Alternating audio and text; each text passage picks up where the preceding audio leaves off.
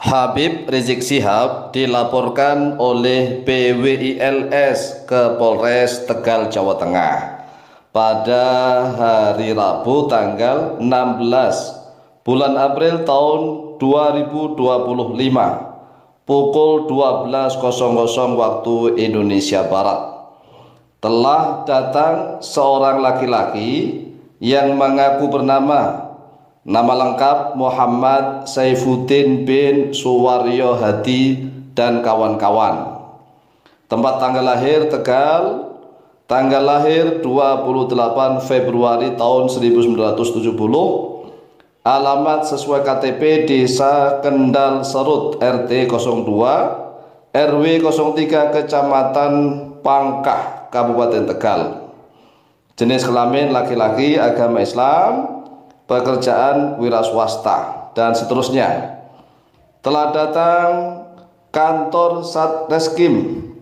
Jadi telah datang kantor Satreskrim Polres Tegal selaku perwakilan Ormas Perjuangan Wali Songo Indonesia dan sekaligus Laskar Sabilillah atau PWLS, atau pengadu atau pelapor dugaan adanya tindak pidana ujaran kebencian, penghinaan dan pernyataan provokatif sebagaimana dimaksud dalam pasal-pasal yang pertama pasal 28 ayat 2 Undang-Undang nomor 1/2024 dan pasal 29 Undang-Undang ITE.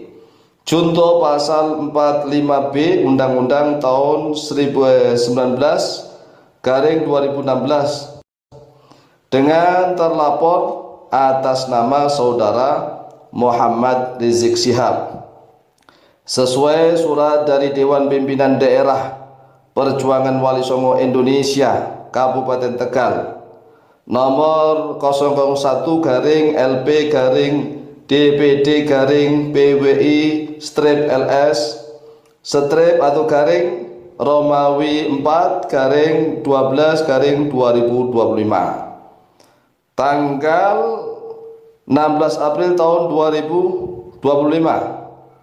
Demikian surat tanda terima laporan pengaduan ini dibuat dengan sebenar-benarnya.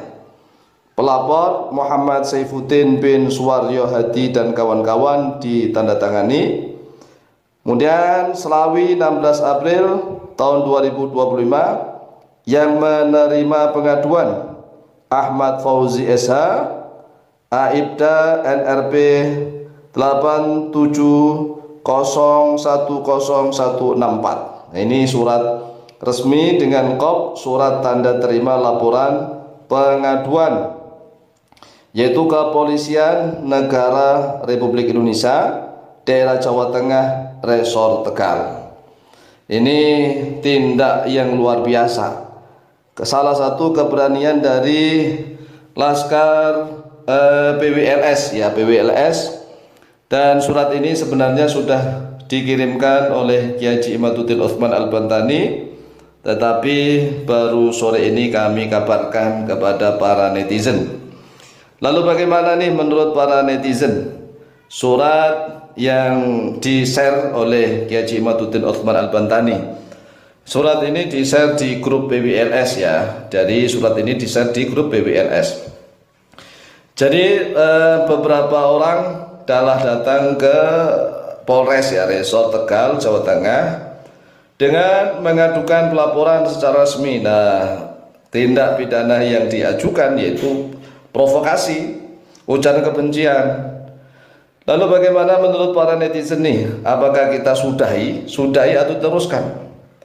Maksudnya disudahi itu ya sudahlah, damai para habaib alwi itu sudah. Sebagai orang keturunan Yaman di Indonesia ya sudahlah, menghormati orang Indonesia.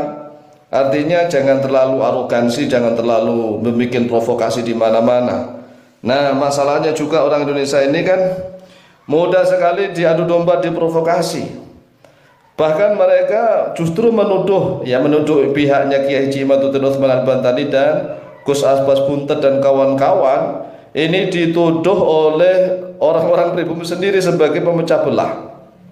Sebagai pemecah belah, pengadu domba. Kan aneh, yang namanya orang pribumi membela rakyat pribumi, membela para kiai pribumi, tapi oleh orang-orang yang mencintai para habaib, ya para muhibbin habaib, justru Kiai Imaduddin Utsman Al-Bantani dan Gus Abbas Buntet dan kawan-kawan itu malah dituduh sebagai pemecah belah.